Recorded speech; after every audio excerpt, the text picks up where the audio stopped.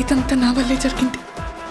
కళ్ళు మూసినా తెరిచిన చంద్రికనే కనిపిస్తుంది. Watch our web series Constable Kanakam Season 2 streaming now on ETV Win app.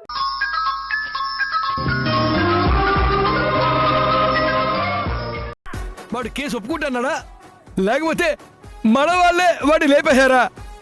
ఈ రెండింటిలో ఏంటైందిరా చెప్పరా? రెండింటిలో ఏ పని అవ్వలేదు. అయిపోయింది యష్ పని కాదు, మరే మీ పని అయిపోయింది దేవా.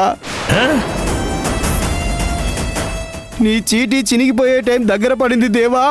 రే ఎదవ ఎకసకాలాపి కాస్త అర్థమయ్యేలా చెప్పు. జైల్లో మనోళ్ళు దొరికేశారు.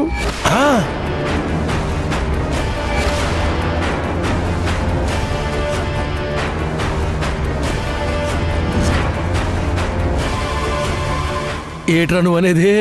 అవును దేవా, ఈ రాత్రికే ఏదో ఒక పని అయిపోవాలని నువ్వు చెప్పావు కదా. మన వాళ్ళు అదే పనిలో ఉన్నప్పుడు జైలర్కి దొరికిపోయారు.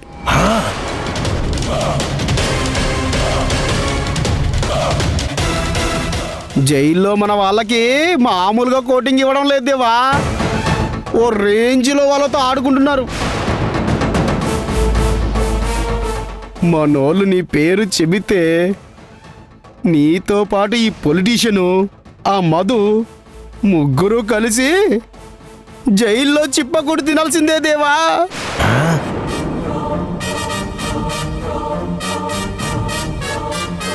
మారుతిరావు, నీ వల్ల నేను ఇరుక్కునేలా ఉన్నాను. నువ్వు వేసే ప్రతి ప్లాను ఫెయిల్ అవడం, ఆ సింధు సక్సెస్ అవడం, ఇదే తంతైపోయింది. ఇలా జరగడానికి వీల్లేదే. ఇలా ఎలా జరిగింది? జరగకూడదే జరిగిన తర్వాత ఇలా జరగడానికి వీల్లేదే, అలా ఎలా జరిగింది అని ఆలోచించి చించినా ఏమీ లాభం లేదయ్యా. నీ వల్ల కాదు అని తేలిపోయింది మారుతిరావు. ఇక నుంచి నేనే చూసుకుంటాను.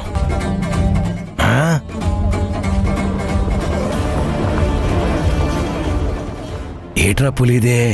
దేవా, అంతా రివర్స్ లో జరుగుతుందేటి?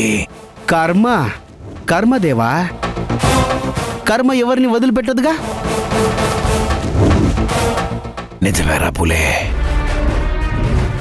ఆ యష్ గాడి కర్మ కాలిపోవాలి. వాడిని ఆ సింధుని ఎట్టి పరిస్థితుల్లో వదిలిపెట్టకూడదు. ఎవ్వరి ఊహకి అందని సరికొత్త ప్లాన్ చెయ్యాలి. చేస్తాను.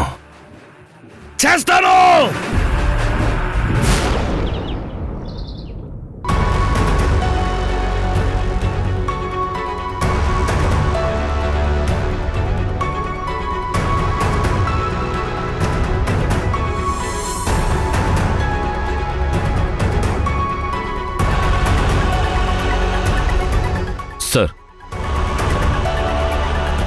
ఏమ్మా, ఏదైనా సీరియసా? ఏం లేదు సార్, అంతా బాగానే ఉంది. సార్, ఆ గుణ వాళ్ళు నిజం ఒప్పుకున్నారా? నన్ను చంపమని చెప్పింది ఆ మారుతిరావేనా? చెప్పండి సార్, నాకు చాలా హెల్ప్ అవుతుంది. ఇదంతా నిజంగా మారుతిరావు ప్లాన్ అయ్యుంటే ఈ విషయాన్ని కోర్టులో చెప్పి నేను నిర్దోషిని ప్రూవ్ చేసుకునే ఛాన్స్ ఉంది సార్. ప్లీజ్ సార్, చెప్పండి సార్. లేదు యష్, ఆ గుణా గ్యాంగ్కి ఎంత కోటింగ్ ఇచ్చినా నిజం ఒప్పుకోవట్లేదు. పైగా జైల్లో జరిగిన గొడవల వల్ల దాన్ని ఇష్యూగా తీసుకుని మేము పర్సనల్గా అటాక్ చేసాం తప్ప మా వెనకాల ఎవరూ లేరని చెప్తున్నారు. నిజానికి నువ్వు చెప్పిందే నిజమై ఉండొచ్చు. ఎందుకంటే ఈ గుణా గ్యాంగ్ సుపారీ ఇవ్వకుండా ఎవరి మీద అటాక్ చేసే ఛాన్సే లేదు. ఇది ఖచ్చితంగా ఆ మారుతిరావు పని అయి ఉంటుందని మనం ప్రూవ్ చేయలేకపోతున్నాం.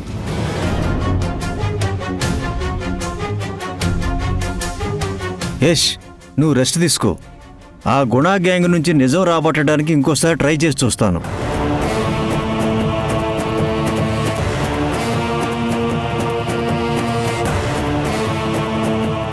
నాకేం కాలేదు కాబట్టి సరిపోయింది. అదే ఇంకేదన్నా జరుగుంటే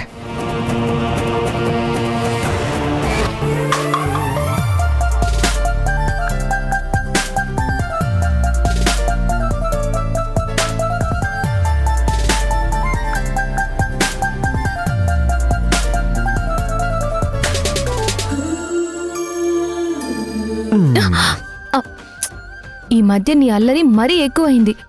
దొంగల తలుపు తీసుకుని వచ్చేస్తావా? నా పెళ్ళాం దగ్గరికి నేను దొంగలా ఏంటి? ఎలా అయినా వస్తాను. వదులు యష్. వదలను. అందరూ కిందుంటే నువ్వు పైకెందుకు వచ్చావు? నేనెందుకు వచ్చానో నీకు తెలీదా? అవన్నీ ఇప్పుడు కాదు, వెళ్ళు. నా మామూలు నాకు ఇస్తూనే వెళ్తాను. అయ్యో, షాపింగ్కి వెళ్ళాలి, తొందరగా రెడీ అయ్యి రమ్మని అత్తయ్య కింద వెయిట్ చేస్తున్నారు. ఇంకా లేటుగా వెళ్తే బాగోదు యష్. వదులు యష్. సింధు రెడీ అయ్యావా? అత్తయ్య రెడీ అవుతున్నాను, వచ్చేస్తున్నాను అత్తయ్య. యష్ వదులు యష్. వదలను. నాకు ముద్దిస్తేనే నేను వదులుతాను. అయ్యో, ఏంటి చిన్నపిల్లాళ్ళ మారం చేస్తున్నావు? అవన్నీ రాత్రికి చూసుకుందాంలే, వదులు యష్. అప్పుడుదప్పుడే ఇప్పుడుదిప్పుడే నాకు ముద్దు కావాలి. హలో, తమరికి 2 పిల్లలున్నారు. ఉంటే మాత్రం రేపొద్దున వాళ్ళకి పెళ్ళిళ్ళైనా సరే మన మధ్య ప్రేమాభిమానాలు మాత్రం ఎప్పటికీ ఇలాగే ఉండాలి. సార్ వారు సరసంలోకి దిగితే మాటలు బాగానే వస్తాయి. మాటలు మానేసి అసలు పని మొదలు పెడదామా? సింధు ఎంతసేపమ్మా? అత్తయ్య వస్తున్నాను, అత్తయ్య ఏంటి సింధు? వస్తున్నాను. వదులు యష్, వదులు యష్ ప్లీజ్. వదులు, ఒక్క వెళ్ళు. ముద్దు. సింధు Please. త్వరగా రా. వస్తున్నాను అత్తయ్య. ఒక్క వెళ్ళు, ముద్దు. వెళ్ళు, సింధు సింధు ఒక్క ముద్దు. సింధు వెళ్ళు. Please. Sindhu Sindhu Sindhu please please ఒక్క ముద్దు. వెళ్ళు యష్. ఒకటి వెళ్ళు. ఒకటి అన్నాను కదా. వెళ్ళమంటున్నానా? వెళ్ళు. ఒక్క ముద్దు. Sindhu Sindhu please please please ఏ? ఒక్క ముద్దు ప్లీజ్. యష్, సింధు ఇంత పది వెళ్ళు అనుకుంటున్నాను యష్. కదా. సింధు సింధు అరే, ప్లీజ్. ఎన్నిసార్లు చెప్పాలి? ప్లీజ్ వెళ్ళు. ప్లీజ్ ఒక్క సింధు ఒక్క ఇంకా ముద్దు, ప్లీజ్. ఎంతసేపు? వస్తున్నాను అత్తయ్య, వెళ్ళు. సింధు సింధు అయ్యో యష్, అయ్యో సారీ యష్, సారీ, నేను చూసుకోలేదు, తప్పైపోయింది. Sorry Yash, sorry. Hey Sindhu ఏడవకు. ఎందుకు అంతలా ఫీల్ అవుతున్నావు? ఏం కాదు, చిన్న దెబ్బేలే. నీకు చిన్న గాయం అయినా నేను తట్టుకోలేని యష్.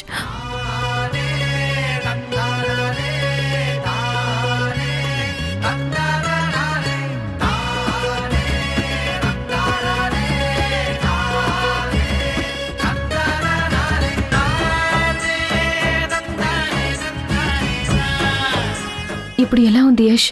నువ్వు ముద్దు పెట్టావు కదా, తగ్గిపోతుందిలే.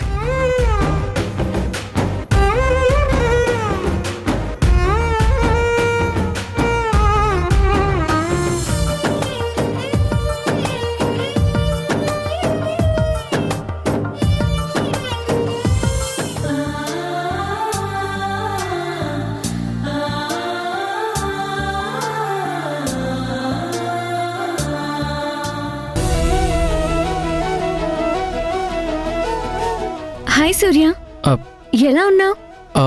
మీరు ఏంటి నన్ను గుర్తుపట్టలేదా? నేను ఆరాధ్యని. మనం ఒకసారి కలిసాము, నాకు 75 రూపీస్ హెల్ప్ చేశావు.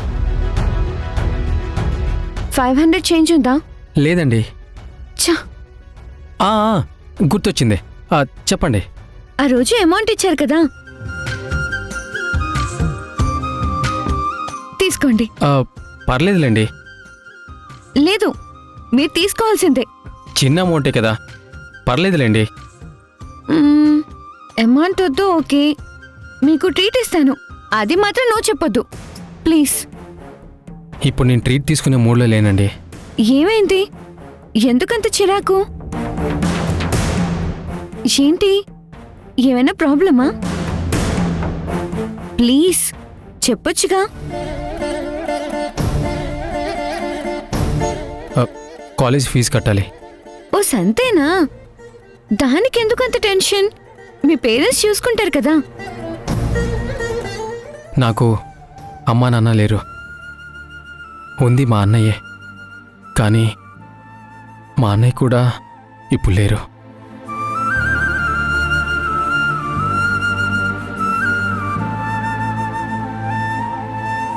అసలు ఏమైంది? మా అన్నయ్య ఒకరిని గట్టిగా నమ్మి తన ప్రాణాలు కోల్పోయాడు. మాకు పెద్ద దిక్కు మా అన్నయ్యే. మా అన్నయ్య చనిపోయిన తర్వాత మేము ఎవరు లేని వాళ్ళమైపోయాం. మీ అన్నయ్య లేక నువ్వు ఒంటరి వాడివైపోయావు. అందరూ ఉండి కూడా నేను ఒంటరిగా బతుకుతున్నాను. మనిద్దరి పరిస్థితి ఒకటే. బాధపడకు సూర్య, నువ్వు నేను సేమ్ సిచ్యువేషన్లో ఉన్నాం. నాలాగే నువ్వు కూడా ఒంటరిగా బతకడం అలవాటు చేసుకో. నాకు ఈ మధ్యనే అర్థమైంది, మనతో ఎవరూ రారని, చివరి వరకు మనకి మనమే తోడుగా ఉండాలని. స్ట్రాంగ్గా ఉండడానికి ట్రై చేయి. నువ్వు అనుకున్నవన్నీ జరుగుతాయి, జరగాలని కోరుకుంటున్నాను కూడా. అవును, జరగాలి.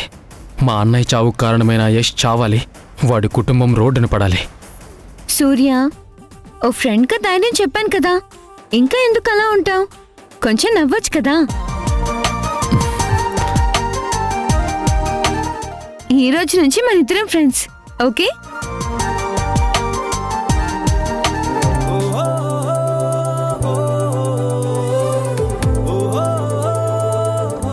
ఓకే, వస్తాను. సూర్య, ఆ? నీ ఫోన్ నెంబర్ ఇవ్వవా? ఆ, మళ్ళీ మనం కలవడానికి. ఎందుకు కలవాలి? ఎందుకంటావేంటి? ఇంతకు ముందే కదా మనం ఫ్రెండ్స్ అనుకున్నాం. మరి ఫ్రెండ్స్ అంటే ఫోన్ నెంబర్ ఉండాలి కదా. చెప్పు.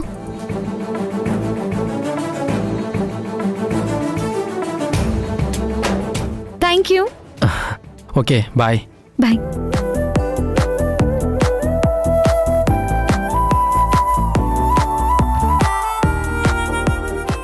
మంచి ఫ్రెండ్ దొరికాడు.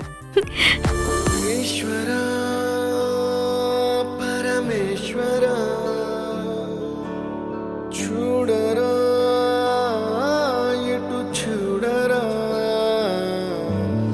రెండు కన్నుల మనిషి బ్రతుకును గుండె కన్నుతో చూడరా, ఎదుట పడని వేదనలను నుదుటి కన్నుతో చూడరా. ఈశ్వర పరమేశ్వర చూడరా ఇటు చూడరా.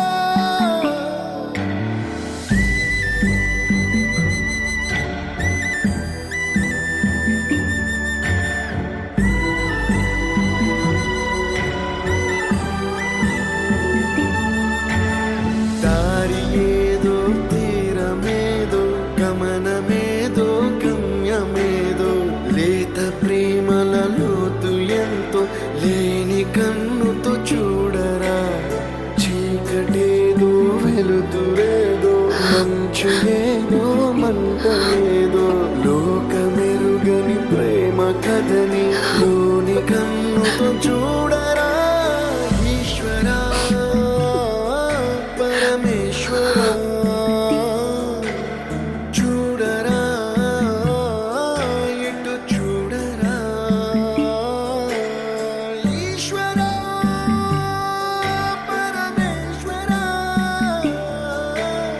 చూడరా ఎటు చూడరా. సింధు, ఏమైందమ్మా? ఎందుకు ఏడుస్తున్నా?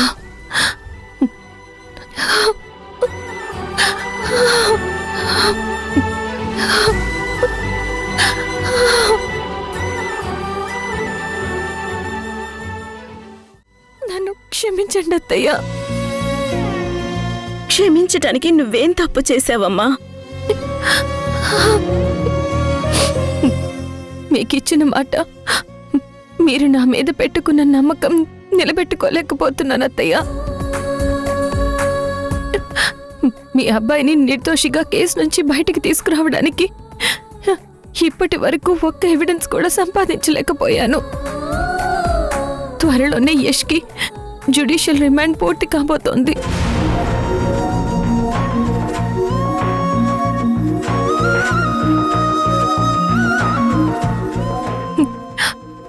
యష్ని కోర్టుకి తీసుకొచ్చే రోజే ఎవిడెన్స్ ని సబ్మిట్ చేయాలి. అలా చేయకపోతే నేను ఓడిపోయినట్టే అత్తయ్య. నా భర్తని కాపాడుకోలేని అసమర్థపు భార్యగా మిగిలిపోతాను అత్తయ్య. కోర్టులో ఏదైనా జరగరాంది జరిగి యష్కి శిక్ష ఖరారైతే నాన్న కోసం ఎదురు చూస్తూ బాధపడుతున్నా నా పిల్లలకి ఏమని సమాధానం చెప్పాలి?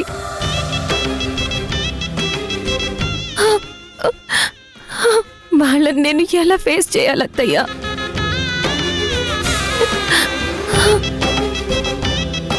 నేను ఏదో ఒకటి చేసి యష్కి జైలు శిక్ష పడకుండా బయటకు తీసుకొస్తానని ఎదురు చూస్తున్న యష్కి ఇంకా నా మొహం ఎలా చూపించాలత్తయ్యా?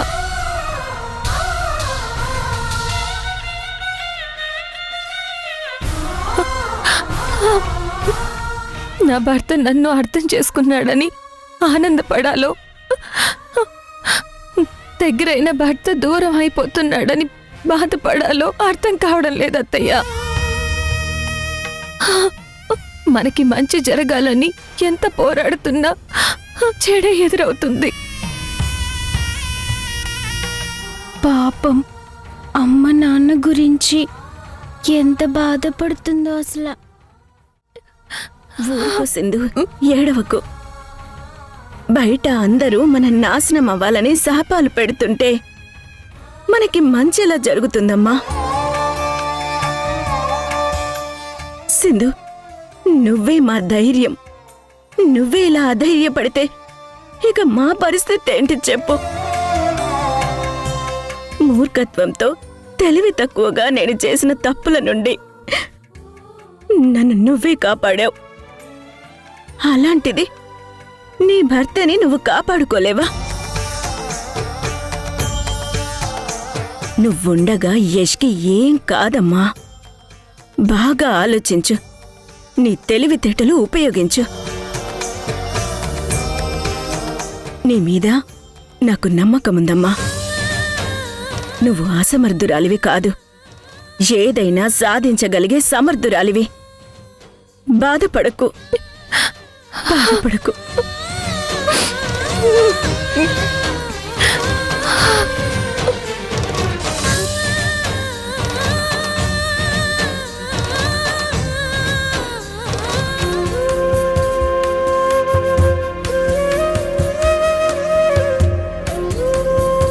అమ్మా తల్లి, కష్టాల్లో ఉన్న వాళ్ళకి నువ్వు హెల్ప్ చేస్తావంట కదా. మా నాన్న పెద్ద కష్టంలో ఉన్నాడు. మా అమ్మ మా నాన్న కోసం చాలా బాధపడుతుంది. ప్లీజ్ మా అమ్మకి మా నాన్నకి హెల్ప్ చేయొచ్చు కదా.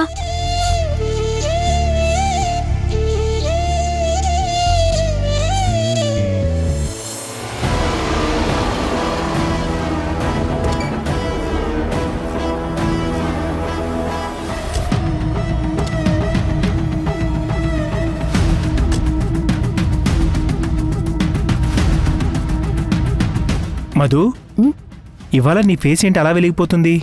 ఆనందం తేజ, పట్టరాని ఆనందం. ఎందుకు అంత ఆనందం? ఇంకో 2 రోజుల్లో మనం అనుకున్నది జరగబోతుంది. కోర్టులో మీ తమ్ముడికి శిక్ష పడబోతుంది. అదే కాని జరిగితే ఇక మనకి ఏ అడ్డు ఉండదు. పద.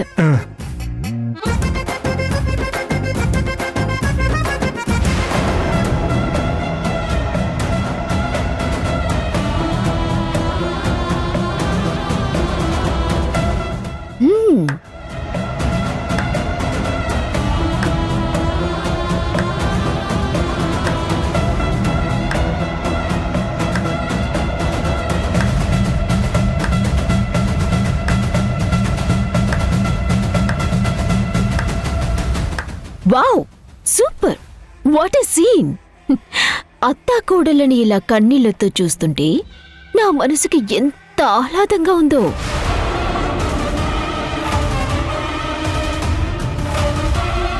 ఏంటి, భర్త కోసం భార్య, కొడుకు కోసం తల్లి ఇద్దరూ కలిసి జాయింట్గా బాధపడుతున్నారా? కోర్టులో సబ్మిట్ చేయటానికి ఎలాంటి ఎవిడెన్స్లు దొరకలేదు. సో నీ భర్తకి శిక్ష తప్పదని నువ్వు, భగవంతుడా నా కొడుకు కర్మ ఇలా కాలిందేంటి అని అత్తయ్య బాధపడుతూ ఒకరినొకరు బాగా ఓదార్చుకునే కార్యక్రమం పెట్టుకున్నారా? ఒసేయ్, అసలు నువ్వు ఏం మనిషివే? ఆ దేవుడు నిన్ను ఎలా పుట్టించాడే? నీ వల్లే కదే మాకి పరిస్థితి. చెయ్యని తప్పుకి నా కొడుకు జైల్లో ఉన్నాడన్నా, నా కోడలిలా బాధపడుతుందన్న దానికి ఒకే ఒక్క కారణం నువ్వే. నన్నంటారేంటత్తయ్యా? మీ కొడుకు చేసిన కర్మ, మీ కోడలు చేసిన పాపం. మీరు చేసుకున్న దానికి మీరే అనుభవిస్తున్నారు. అయినా ఈ బాధ, ఈ కన్నీళ్లు మీకు సరిపోవు. కోర్టులో మీ అబ్బాయి, అదే సింధు భర్తకి శిక్ష పడుతుంది చూడండి, అప్పుడు అసలు సిసలైన ఆట మొదలవుతుంది. చాలే ఆపవే.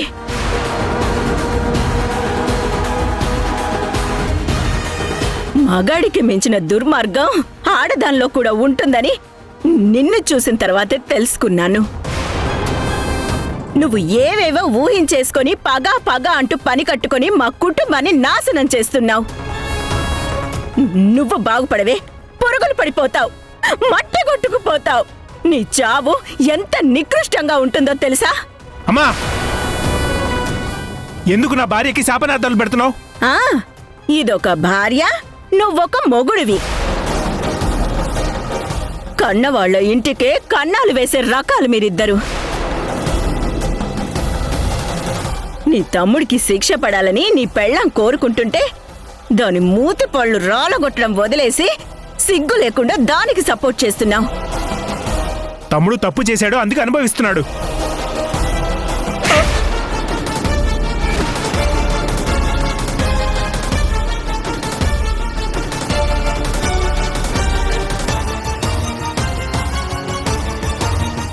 ఎవర్రా తప్పు చేసిందే? తప్పెవరు చేశారో నీకు తెలీదారా? మీ మంచి కోరిన మీ తమ్ముడిని నిలువుగా ముంచిందే కాకుండా వాడినే తప్పు పడతావా? చెప్పు, ఎవరా తప్పు చేసింది?